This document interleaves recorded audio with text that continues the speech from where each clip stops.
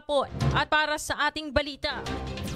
Suspect sa pamamaslang sa isang online seller at asawa nito sa Mexico, Pampanga, arestado na. At para po sa detalye ng balita, nasa kabilang linya si kasamang Jo Salazar. Magandang hapon, kasamang Jo. Magandang hapon, kasamang CJ, tama ka, no? Na-arresto na ng mga otoridad sa serye ng follow-up operations. Etong 7 suspect sa pamamaslang kina Lerma o Lerns Lulot, ang asawa ni Tony Say RB noong October 4, 2024 dyan sa may Santa Rosario, Mexico, Pampanga. Lumalabas na 7 ang suspect sa krimen. At ayon kay Police Regional Office 3 Regional Director Police Brigadier General Rodrigo Maranan, ang mga namaril, no? Ang mga namaril sa likod ng krimen na ito ay mga gun for hire group na isa sa mga pinakamalaking grupo na mga gun for hire group dito sa Central Luzon. Ayon kay Maranan, ng mastermind sa likod ng krimen na ito ay si Anthony Awagasi Limon. No, ito ay may utang sa mag-asawang biktima na 13 million o halos 13 million pesos worth of products, no? At lumalabas din na sinisilip din ng insidente na nais nitong mastermind na si Anthony na maging top distributor, no, ng mga produktong ibinebenta ni Lerma. Si Anthony, ang tinuturing na mastermind, at ang biktima na si Lerma at ang mag-asawang Lulu ay magkakilala dahil sila ay pareho ng ibinebenta at nasa isang negosyo.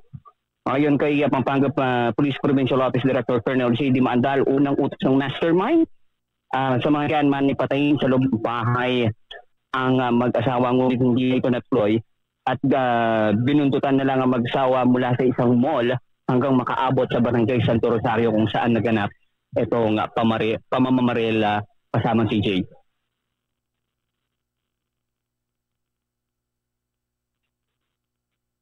Kasamang CJ. So ngayon, kasamang Jo, meron pang mga pinaghahanap na suspect, tama ba? Well, si RD Maranan na ang nagsabing case solved na. Itong kaso ng pamamaslang dito sa mag-asawang online seller dahil bukod dun sa mga lookout, middleman, gunmen at hanggang doon sa mastermind ay nasa kustodiya na ngayon ng pulisya. Kasamang Jo, dyan ba sa lugar na kung saan pinakita itong 3 suspect, meron bang mga kamag-anak itong mag-asawa na nandun mismo at nakita itong mga suspect? Or nandyan mismo sila? Well, wala tayong nakitang ganun, no? At wala ring as of now, wala ring nakikitang kamag-anak ng biktima o ng mga biktima dito sa Campo Olivas nang ipresenta nga itong mga suspect. Kung makikita mo, no, 4 o 3 pa lang sa mga suspect na nandito sa Olivas, dahil yung iba ay kasalukuyan pa rin isinasa ilalim sa inquest proceedings. Dahil yung isa sa mga suspect ay kaninang madaling araw o kaninang umaga pa lang na aresto ng mga otoridad. Maraming salamat, kasamang Jo Salazar. Ayan, yan muna litas mula dito sa Campo Olivas. Ito po si Jo Salazar ng 103.1 Newsline Central Luzon. Kasama ka, ikaw ang bida. Maraming salamat, kasamang Jo Salazar. Nakausap po natin kung saan ang ilang po mga suspect dito po sa pamamaslang sa isang online seller at sa asawa po nito sa Mexico, Pampanga ay naaresto na. Tunay nga, justice has already served.